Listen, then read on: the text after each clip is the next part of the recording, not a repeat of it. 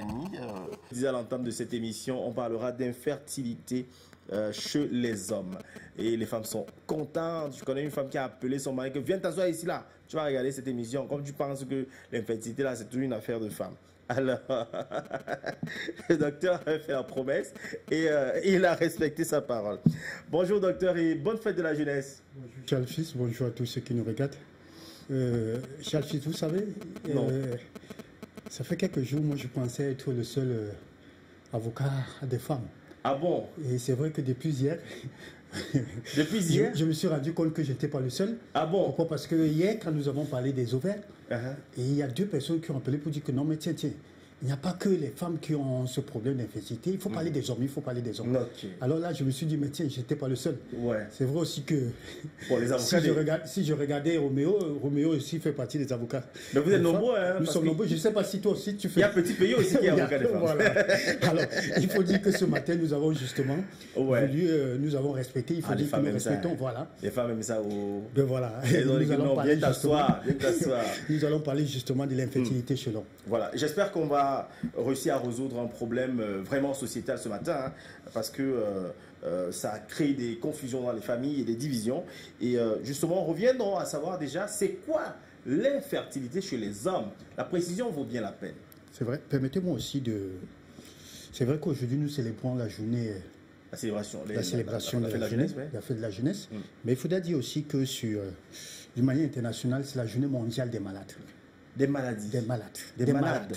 Ok. Chaque 11 février, c'est la journée mondiale. C'est quel paradoxe. Voilà, ça, au Cameroun, c'est la jeunesse. Au monde, c'est la maladie. Dans la jeunesse, c'est une maladie. Donc, alors, pour moi, c'est l'occasion de pouvoir dire bonjour à tous ces malades dont nous avons la charge. Ça, il faut le dire, c'est pas évident. Et surtout les réconforter. Ça, c'est beaucoup les encourager. Et surtout, de ne pas s'abandonner. Ok. C'est Dieu la force. C'est Dieu la force. Merci. Voilà, c'est Dieu seul qui guérit. Et ayez confiance également au personnel de santé qui tous les jours se bat pour pouvoir vous aider. Voilà le message que je voulais passer pour tous ces malades. Ok. Voilà. Après ce message, c'est donc quoi l'infertilité chez l'homme? Voilà, il faut dire que l'infertilité, c'est justement le fait, cette difficulté ou l'impossibilité de pouvoir procréer, c'est-à-dire avoir un bébé, bien évidemment, procréer. Et ça, puisqu'il s'agit de l'homme, un défaut dans le spermatozoïde, c'est-à-dire encore, ou dans le sperme. Voilà. Alors, comment donc savoir qu'on a des problèmes d'infertilité, docteur? Voilà, il faut dire que les signes, les symptômes, il y en a plusieurs. Mais je voulais parler des symptômes les plus courants.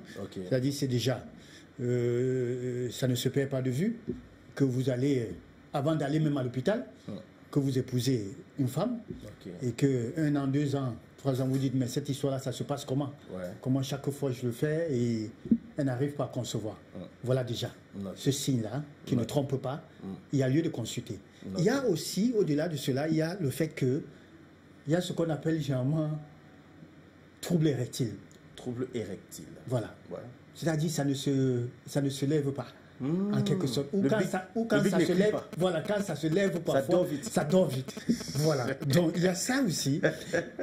Il y a aussi le fait que avant même que tu ne sois monté, ça il faut le dire comme ça, c'est déjà sorti. Oh là là. Éjaculation précoce. Voilà. Je préfère utiliser les termes pour que les gens comprennent. Oui, non, il faut. Parce que quand on dit précoce, ils disent que mais ça c'est encore quoi. C'est-à-dire avant bien même que tu ne sois, c'est-à-dire que tu aies commencé au stade, tu as essoufflé. Tu as déjà essoufflé et les choses sont sorties. Alors tu commences à te culpabiliser. Mais c'est quoi cette histoire-là? Ou encore c'est parce que cette femme t'a trompé, ou bien c'est quoi? Autant de choses. Donc voilà des signes qui ne trompent pas. Il faut consulter. Tu dis à madame, c'est quoi ça? Non, j'avais trop envie. Voilà, justement. Non, je suis pas non, j'ai pas d'expérience parce que attention quand même, docteur, il y en a 3 à la maison. Il y en a 3 à la maison. Non, mais justement parce que les hommes quand ça sort vite, ils disent que non, c'est parce que vous m'avez trop excité. Vraiment, j'avais trop envie. Tu m'as trop excité. Voilà, faites très attention. Chaque année, on t'excite trop. Pourquoi je ne peux pas aussi porter moi je sais comme ça, on m'appelle fatigué. Alors, quelles sont donc les causes d'infertilité chez l'homme, docteur? Voilà, il faut dire que les causes, justement, se trouvent beaucoup plus dans l'état des spermatozoïdes ou encore la forme ou encore la quantité. bien évidemment. C'est-à-dire la production, en quelque sorte. Mais il faut déjà le rappeler ici que c'est les testicules qui produisent les spermatozoïdes. Comme nous en avons parlé hier de l'ovaire, chez le cas de femmes, qui sécrètent ce qu'on appelle l'ovule. Alors, chez l'homme, c'est les testicules. Donc, vous comprenez, donc, s'il y a une panne, il peut y avoir des difficultés, il peut y avoir des problèmes au niveau non seulement de ces testicules, il peut y avoir non seulement des problèmes au niveau de ces spermatozoïdes. Voilà normalement les causes. Et raison pour laquelle, dans cet aspect des choses, on voit il y a la forme, il y a la quantité, il y a la qualité et tout ça. Voilà les causes. Maintenant, il faut dire aussi que sur d'autres pans, il y a les IST. Ça, il faut vraiment le savoir. Les infections sexuellement transmissibles.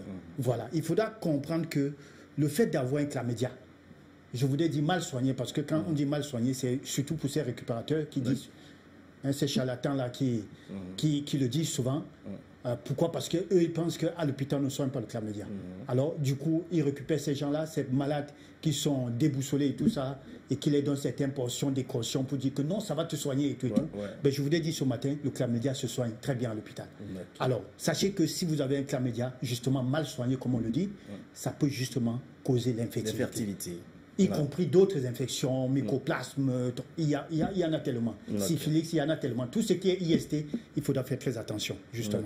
Alors, comme on dit, prévenir vaut mieux que guérir. Maintenant, au-delà de ça, également, nous avons des facteurs de risque.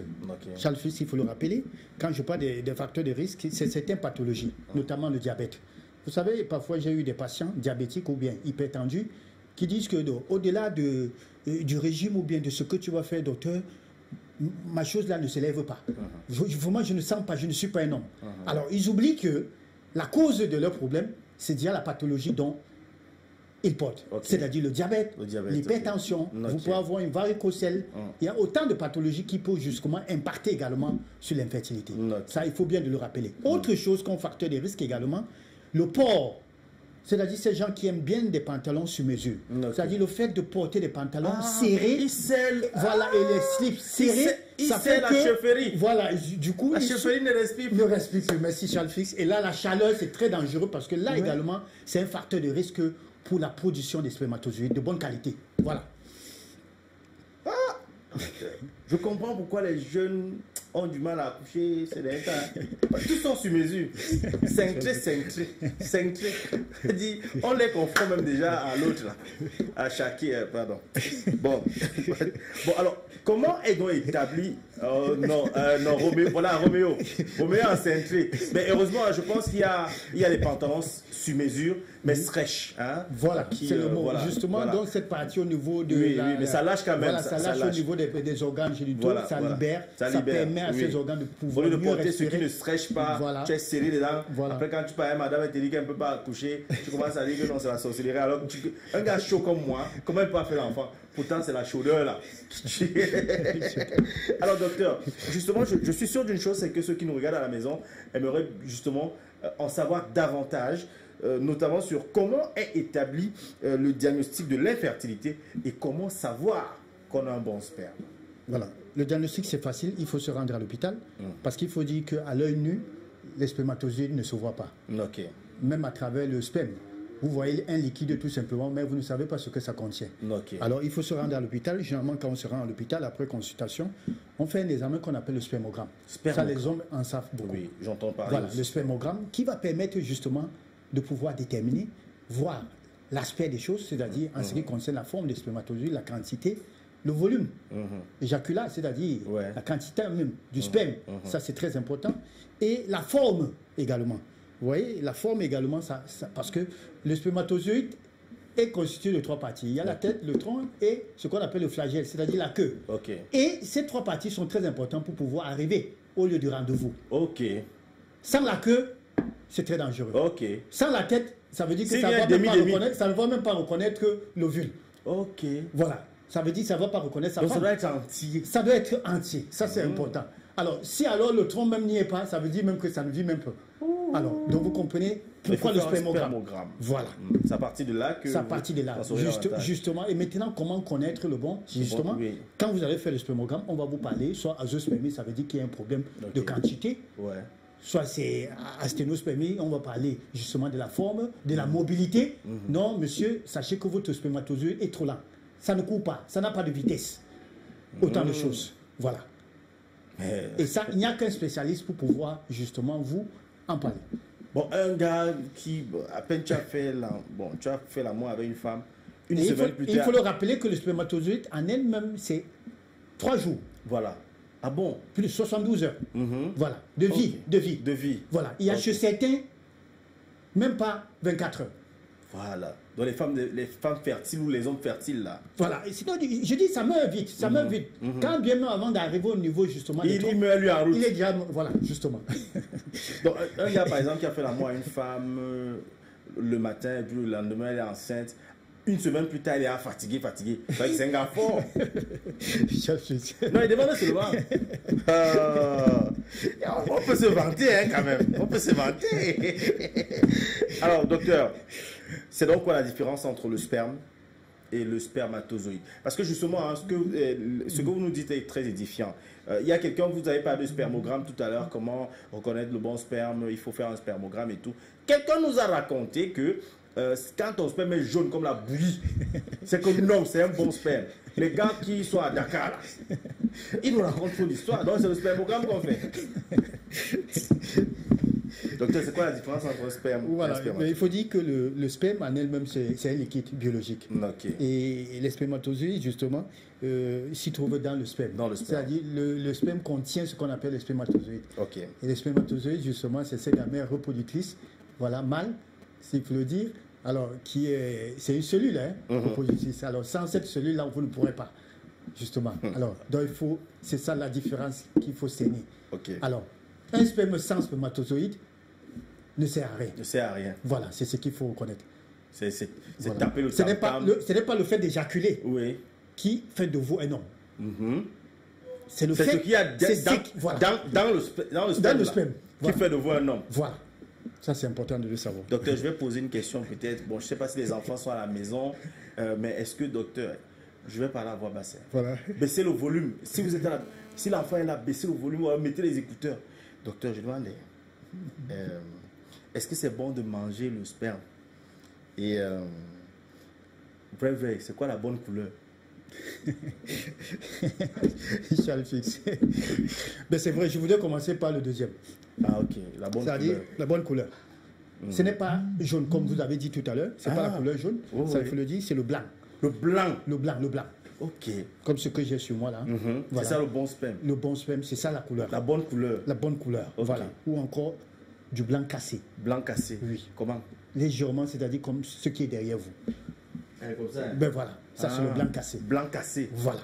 En dehors de ça, si vous avez le rouge, si vous avez le jaune, vous avez... Non, dites-vous bien que ça ne va même pas. Vous êtes déjà malade. C'est un problème pour vous. Ça, il faut le savoir. Voilà, ok. Voilà. Même si vous buvez ce qu'on appelle la grenadine ou bien non. Ça ne donne pas. Ça, non, ce n'est pas une raison pour laquelle, voilà, ce n'est pas une raison pour laquelle vous devez avoir le sperme rouge. Ça n'a rien. Ça peut changer la couleur de vos urines, mais en ce qui concerne le sperme, non, ça n'a pas de rapport. Ça doit être blanc. Ça doit être blanc. Blanc cassé. Ça, légèrement important. Cassé. Maintenant, quand vous me posez la question de savoir si on mange, je voudrais le dire. Je doute, vraiment, excusez-moi, ce n'est pas à moi, ce n'est pas chez moi que vous entendez cette réponse, c'est-à-dire le fait de manger.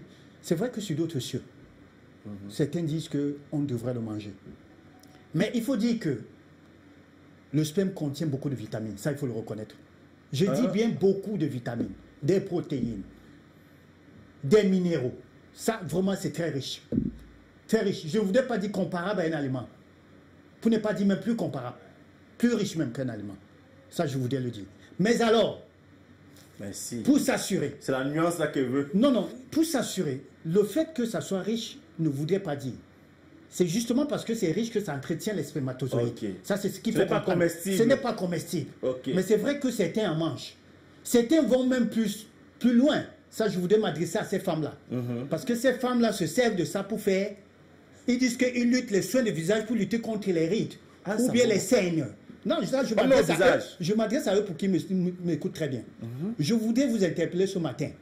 Pour pouvoir l'utiliser, assurez-vous de l'état de ce liquide. Voilà. Ça, c'est très important.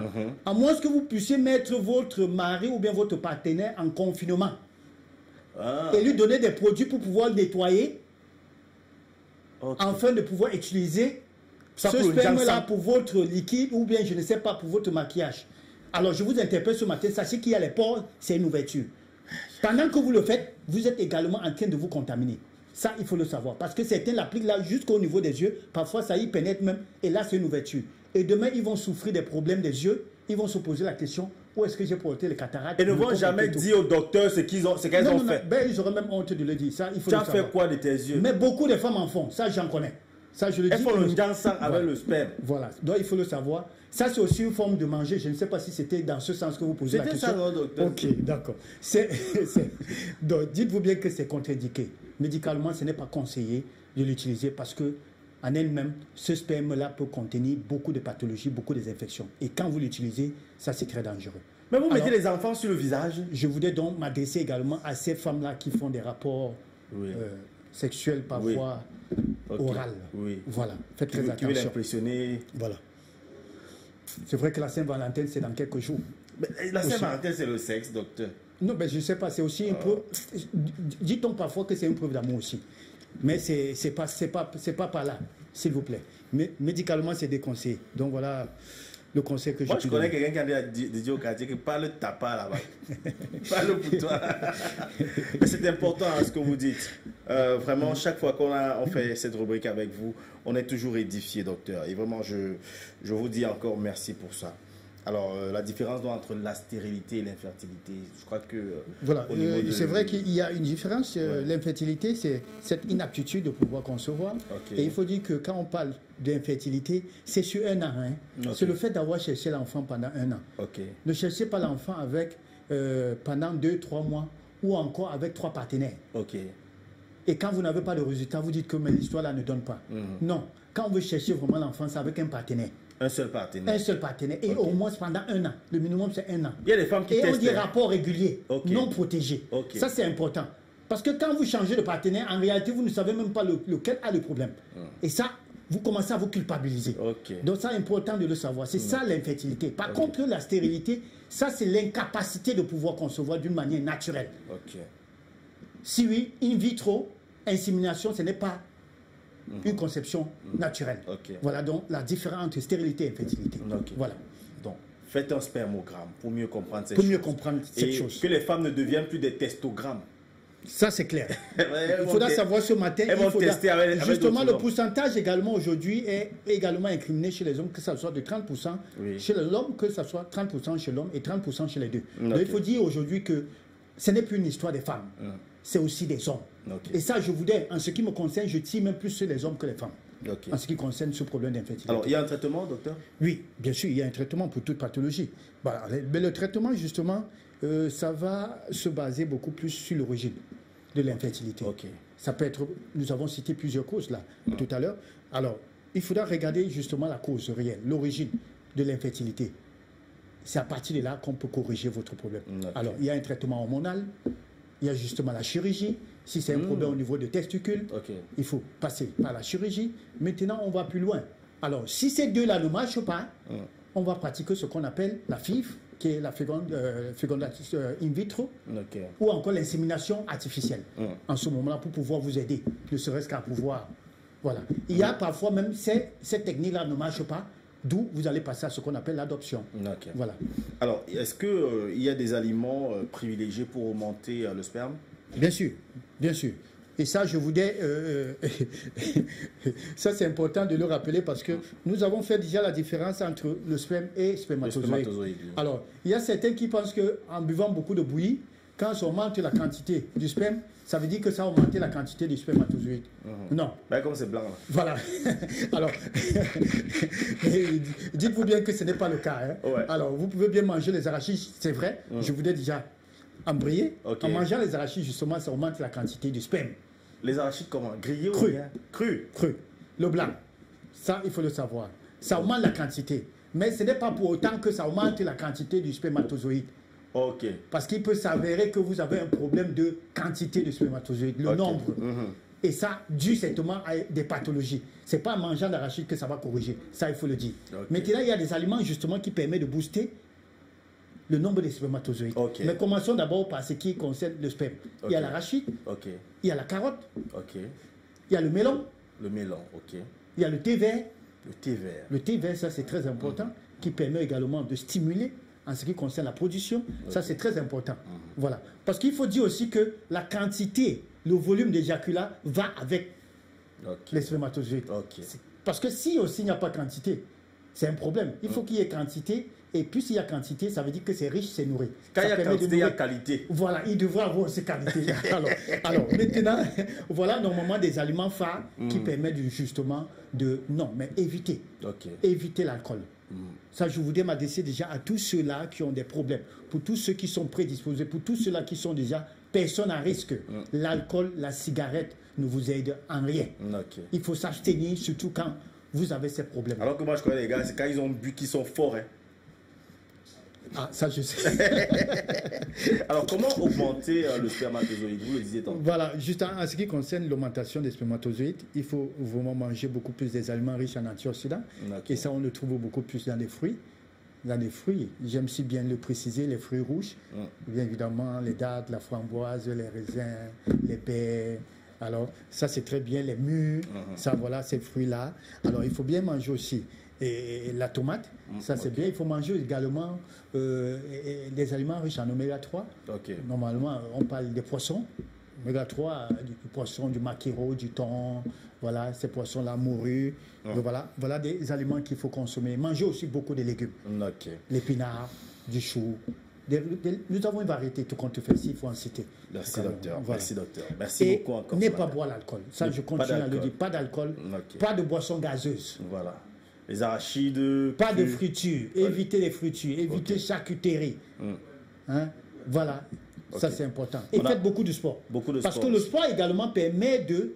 En ce qui concerne la production, ça, j'allais oublier, justement, ça booste ça stimule la production de ces hormones. Ça, c'est important de faire le sport. Les spermatozoïdes sont forts. Ils sont forts, voilà. Ils peuvent résister. Voilà. Ok.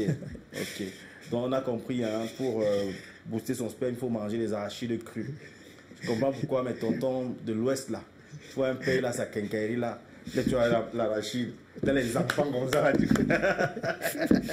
Allez, votre contact est affiché au bas de l'écran, 699 64 57 59, 675, voilà, 92 47 91 pour ceux qui veulent avoir des conseils. Merci docteur et bonne fête de la jeunesse. Merci à vous encore ce matin. Voilà, comme le dit la